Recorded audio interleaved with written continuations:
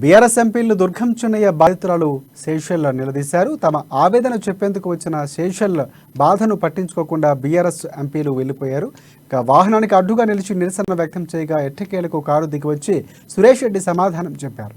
తమకు న్యాయం చేయాలంటూ రాజ్యసభ ఎంపీ సురేష్ రెడ్డి కాళ్లను ఆరిజన్ డైరీ నిర్వాహకులు ఆదినారాయణ పట్టుకున్నారు.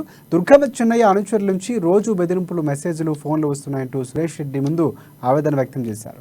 దీనిపై స్పందించాలని వెంకటేష్ నేతను సేజల్ కోరినా ఆయన మాత్రం కారు దిగకుండా ఉండిపోయారు. ఇక తనకు ఆధారాలు ఇవ్వండి, తాను మాట్లాడతానని సేజల్కు రాజ్యసభ ఎంపీ సురేష్ రెడ్డి హామీ ఇచ్చారు.